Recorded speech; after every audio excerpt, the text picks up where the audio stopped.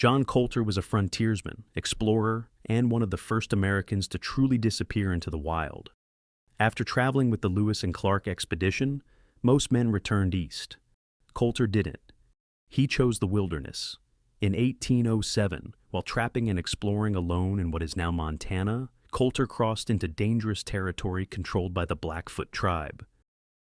The Blackfoot were hostile to American trappers, and when they spotted Coulter, he knew what that meant. He was alone, he was unarmed, and he was being hunted. Coulter ran. He pushed himself through dense forests, over rough ground, and across icy rivers, knowing that if he slowed down even once, he would be caught and killed. The wilderness that had once been his freedom now became his only weapon. Eventually, exhausted and desperate, Coulter reached a riverbank and realized he had nowhere left to run. That's when he made a decision that would become legendary. Coulter plunged into a beaver dam. He forced his body into the narrow, flooded tunnels beneath the sticks and mud, submerging himself in freezing water.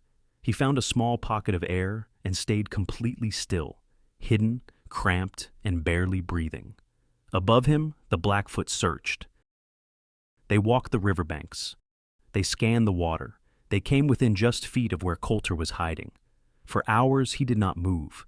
One sound, one ripple, one breath too loud, and it would have been over.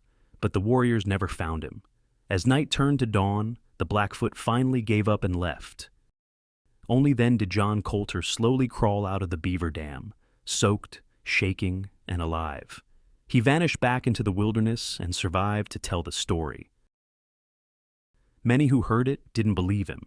They called his tales madness. They called the lands he described Coulter's hell, a symbol of survival, endurance, and the terrifying beauty of the untamed frontier. And sometimes survival meant hiding in the dark and waiting.